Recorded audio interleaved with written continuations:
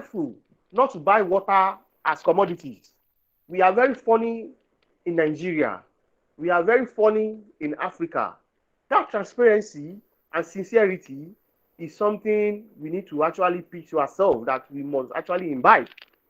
So many producers will sprinkle sand or stones into their cocoa beans. Why? Because they want to have more weight than normal normal harvesting yield they got from their farm. That's not fair. And you as a person or as a coming businessman, if you are not careful, you are going to buy sand instead of beans. And when you take your cocoa to the final store or warehouse of the first buyer, they will discount you heavily. That can lead to anything else. Do you understand the ecosystem or the socio-cultural background of that environment you want to operate? Don't buy water as cocoa bean. We all know. If they bring cocoa bean and the cocoa bean is not well dry, you don't have good apparatus to test it like Aqua Boy, and you buy it, you weigh it, you store it, you are bouncing around that I'm a millionaire because I have millions in my store. At the end of the day, when you take that cocoa to the warehouse where you're going to buy it, where you're going to sell it, you will cry. So understand the standardization and grading, not only grading and quality assurance. Please, do you know the papers that will follow your goods from one place to the other? Who are the people that will issue me grading paper? Who are the people that will come to my warehouse to check the quality parameters? All these things you must be aware of. Even as a maize merchant, what are the papers do I need to move cocoa or to move maize from Nasarawa to Lagos? Fine. If it is a free for all, fine. You must know. If it is not free for all, government is in charge of everything. Please make sure you do your findings very well. Also, delivery mechanism. Here, I told you, okay, I don't know. I was talking to myself then anyways, but I said when I was talking before the network took me off, that delivery mechanism is very important in agro-commodity business. Some companies will not allow you to move their goods from your own warehouse to their warehouse because they know you are going to spoil the business for yourself and for them.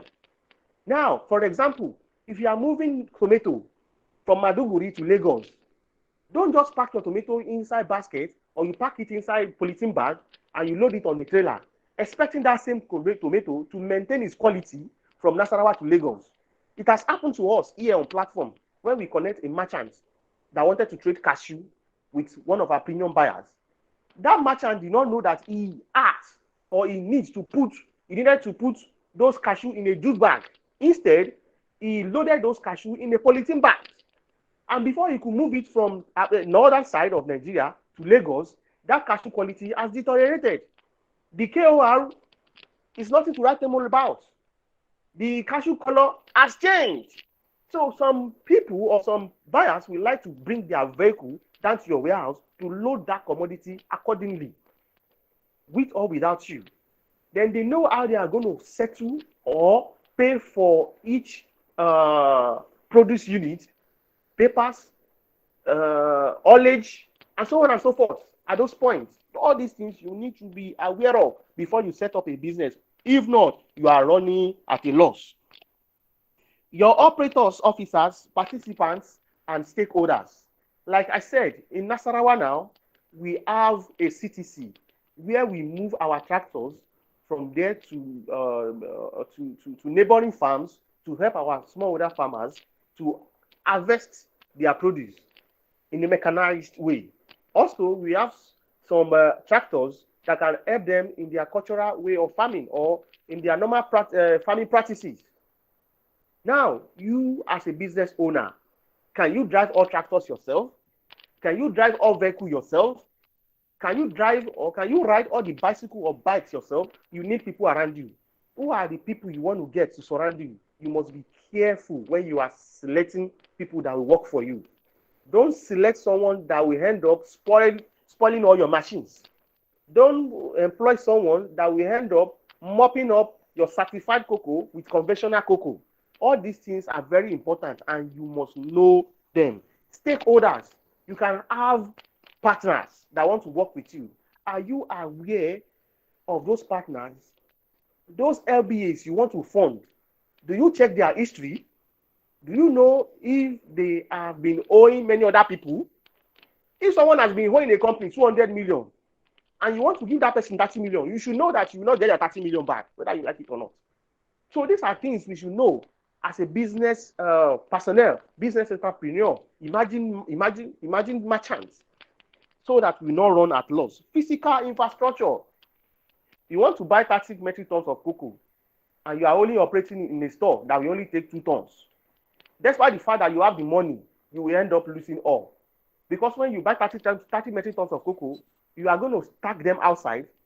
Thief, rain, rats, all sorts of things will happen to that cocoa. At the end of the day, when they discount you or you remove your loss from it, you won't be able to balance yourself.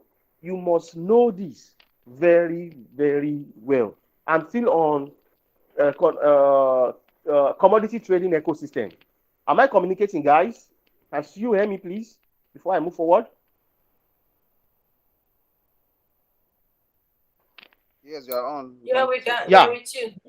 yeah. Thank you very Right, much. right. The Yeah. time is up. The time is up. Now go there. I'm coming. I will soon round it up, please. So warehouse and warehouse receipts. You must be aware of this also. Logistics is very, very paramount. If you want to do any trading, you need logistics costs and vehicles and even hardwares to move them from one place to the other.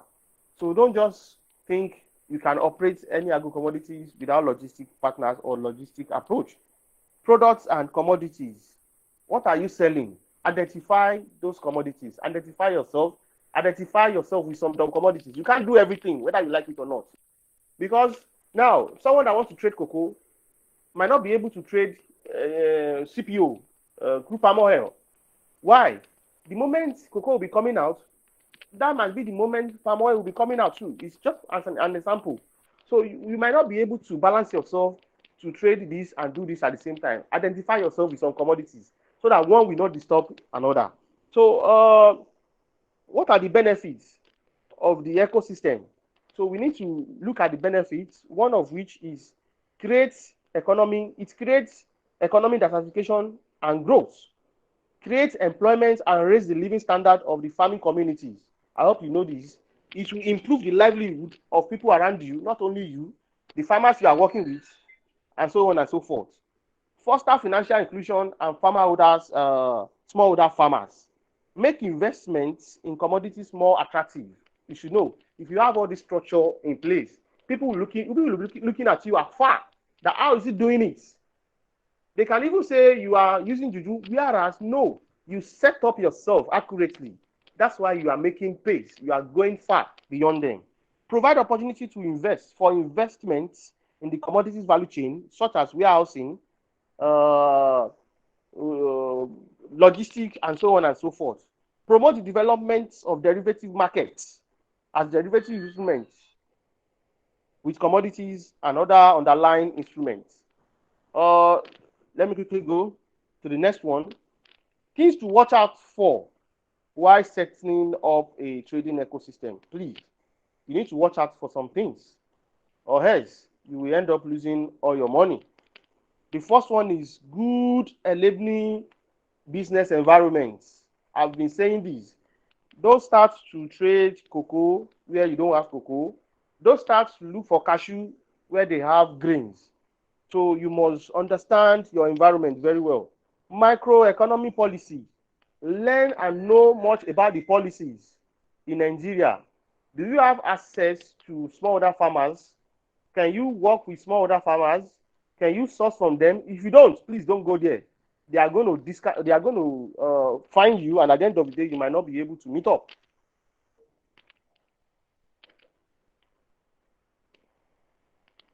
Another one is strategic purchases through the exchanges. We should know how to strategically purchase. Some people, they form art growers. As a merchant or as a body, you can actually form your art growers or cooperatives, either way you like it. These cooperatives can be gathering goods for you, whereas you can come by to offtake it from them. It's a strategy. You can actually work with some farm owners, big farm owners. In Ecom, we have a farmer with 100 hectares of cocoa farm. That person you can actually offer him some services free of charge. Train him on how to do it right. You can give him logistic support and so on and so forth. This person will come by to sell to you. So with this, you can make more profit. Improve your infrastructures. Like I said, if you have capacity of buying 100 metric tons, please make sure you have a hall or warehouse that will take 200 metric tons. Don't get 100 metric tons inside 100 metric tons inside 20 or 10 metric tons. You are going to run at loss. Uh, Grading and certification. You can actually join most all the certifications in Nigeria. I can mention some. We have Rainforest Alliance, we have Organic, we have Fair Trade, and so on and so forth. You can join all these, whereby you can make sales of your commodities as certified. You must be aware of all these because you are going to make more gains and you have edge over others. If you are doing certification, you are not in the same area with people doing conventional. You must raise your shoulder because you've passed through a lot. And people coming to you, they will recognize you for the good work you are doing. Provision of improved extension services. I've said this, you can provide free agronomy services and so on and so forth. Discounted payment to farmers on insurance. Of course, you can give agrochemicals to farmers around you with the expect that they will come by to sell their goods to you. That's strategic sourcing. That's another way you can actually benefit from smallholder farmers. They don't have access to travel from one area to the other. That's why we set up city in those localities. So that those farmers will come there to access agrochemicals, free agronomy services, and even machineries we have to make use of. Then education and enlightening programs. You can also enlighten farmers on climate change effects, drug abuse, child education, child abuse, forced labor, environmental hazards, and so on and so forth. This one will enable you to actually buy more and to make more profit. Although you are going to spend, but at the end of the day, you are sure of better profits come to your pocket. Diversifying an agribusiness. This is area people have been talking about and have also been dwelling on since morning. Don't just focus on the crop. When cocoa is off, what are you doing? As a merchant, you have the money. Cocoa is off. You are just sitting down at home. You are not making use of your time well, and you are not making use of your fund you have in your pockets. Cocoa is off. Can I trade on palm oil? Can I trade on maize, wheat? They have their seasons. We can't say all agro commodities are coming out at the same time. They have different seasons. You can trade on this, trade on that, if you calculate your time very well. Now, develop a business plan. As a new emerging merchant, sellers or buyers, don't just work the way people are doing it. You are not conventional. You know, you are on this platform. We are here to actually brush you up. Now, develop a business plan. Take your time to consult people. Please help me to develop this business plan. This is what I want to do. They will broaden it up. They will broaden your scope. They will broaden your scope. They will make sure that you have value for your money. Assemble your team. Don't do it alone. Get people that work with you and get trustworthy people. Conduct SWOT, strengths, weakness, opportunities, and threats of your business plan.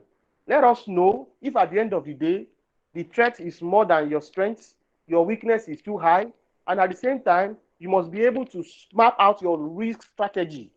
What are the risks I'm going to encounter if I'm doing this business? Map out those risks and do your assessment very well.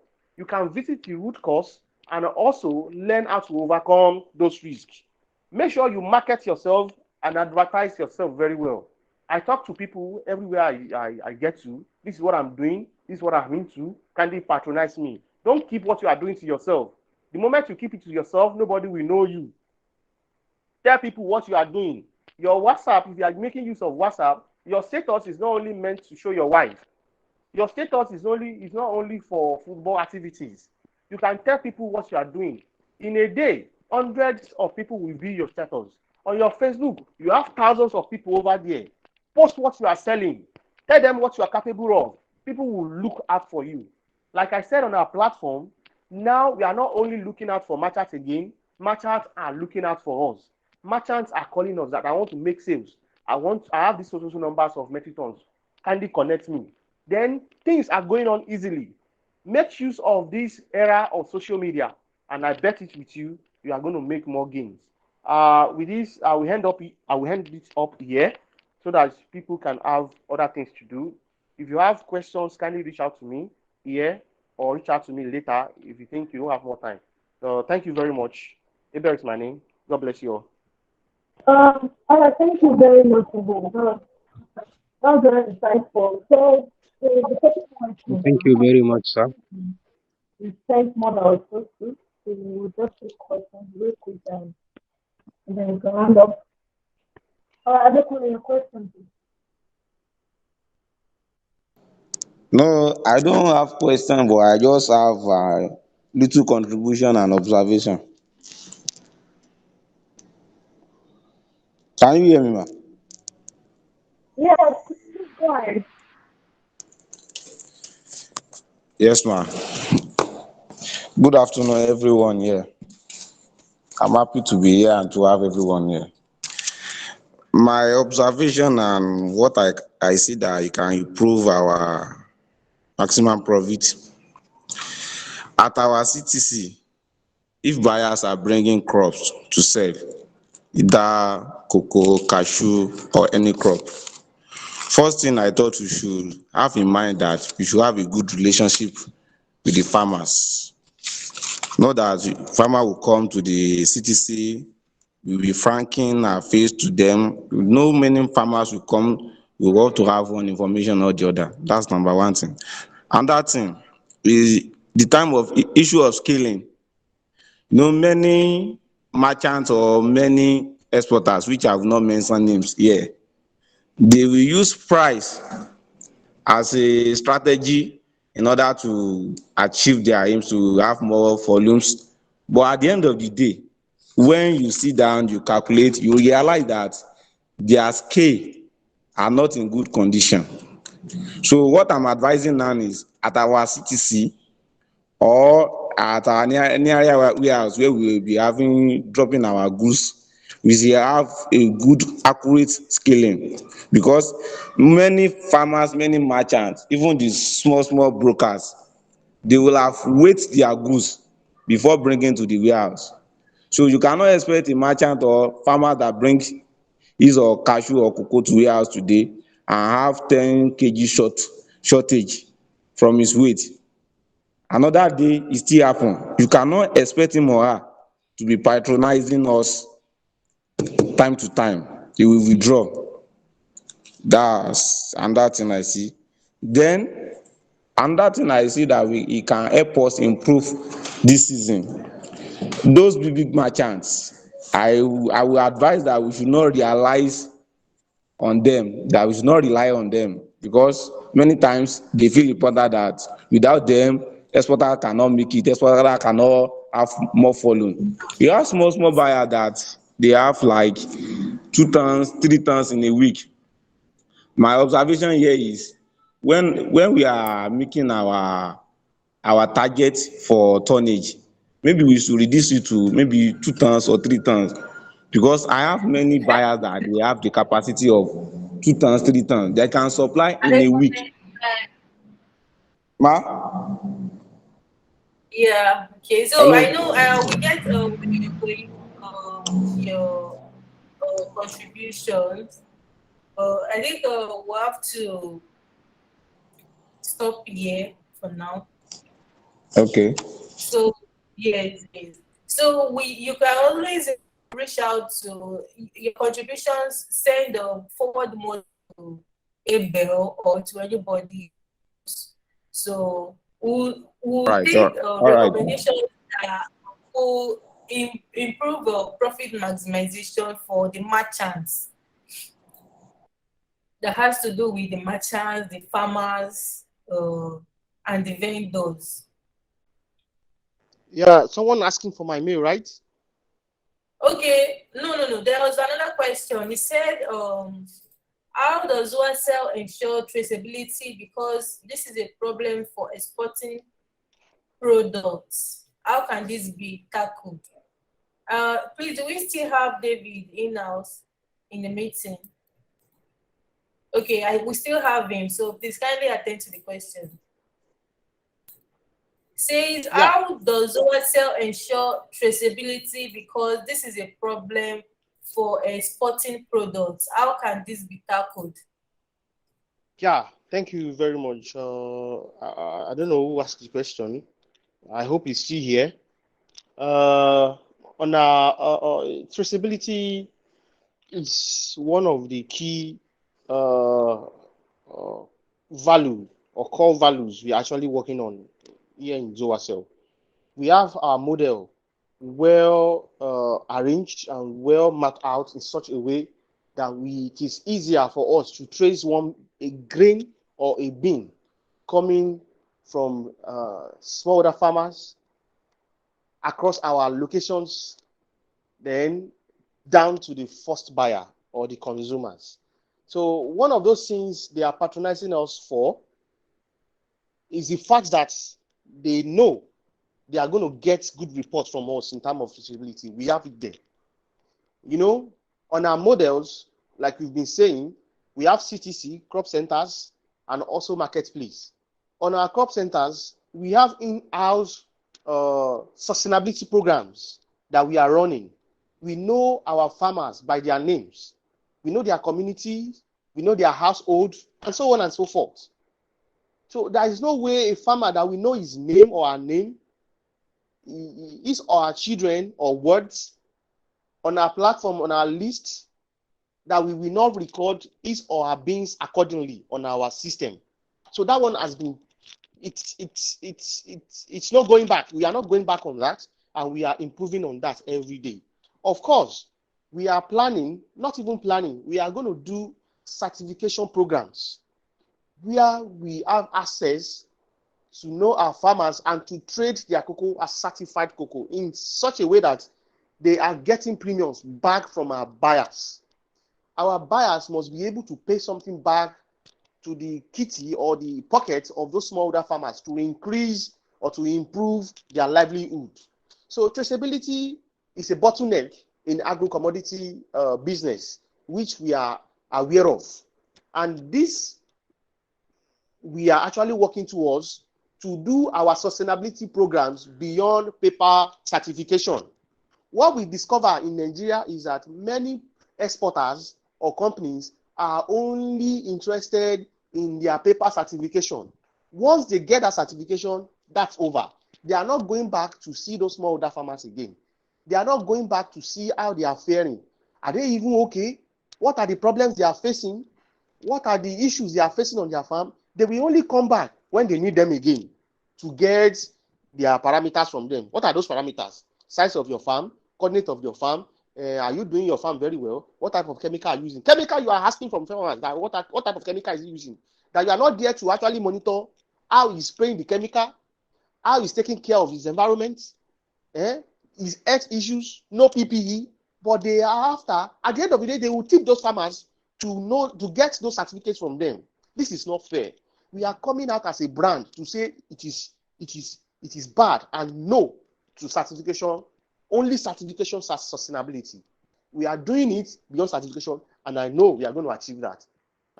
Thank you very much. I think I've been able to answer your question very well. And if you have more clarification on that, I've dropped my email. Kindly reach out to me anytime. I would like to take you through. Very well. Thank you very much. Okay, Bill, we also have another question. You can check the chat. Yeah. Can Zoacell partner with agents to get access to small farmers in order to reach in hard to reach areas? Oh, okay. I would like to commend Abel. Please, Zoacell should keep this guy. He's okay. Thank you very much for the your comments. I appreciate that, Arod Musa. So, Favor, I think you are a friend of the house now. I will employ you to always join webinars and trainings we have here. Hopefully, we are going to see one-on-one one of these days. We have strategies and partnership approaches where we partner. We partner with all sort of people, but make sure you are good enough to partner with us. So we can partner with agents. Of course, we have platform for agents. We have WhatsApp group and platform for agents. We register our agents and we onboard them. We onboard them accordingly. So those areas we cannot reach, you as an agent, you can register with us, help us to aggregate from that areas and sell to our platform. Of course, you have access to your own commission. You get your commission for the work you do and other benefits in terms of trainings, traveling out to attend trainings, online trainings, and other benefits. So I think that answers the questions. We have avenue for that, and hopefully, if you are willing to join us, I would like you to reach out to Adeshola, or you can reach out to me on my email. I just dropped for more onboarding process and how to reach out to you too. Thank you very much, Favor. Thank you, Abel. So I think, Gabriel, can you just throw more light on that Favor's question?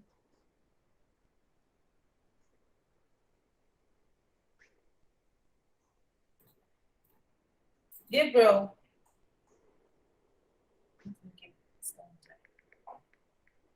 Hi, Shola. Yes, I can hear you.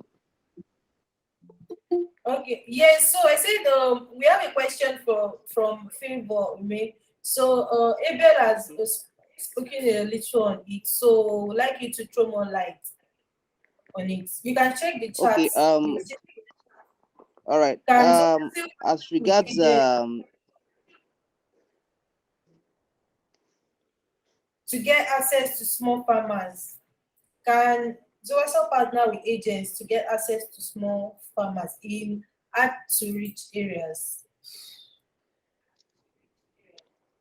Yes. Thank you very much for this question, Favor. Zoaso actually have several agents across several locations that we are operating, and we have criteria for selected agents actually on our platform. And after selecting them, basically they network with several lot of farmers within the community, and they help in sourcing, and they have access to earn commission for whatever that thing that is being sourced, or for whatever networking they do, probably with merchants and some other brokers on our platform. So agents, yes, we partner with them, but they come in to earn commission based on whatever thing they transact on Zoacell platform.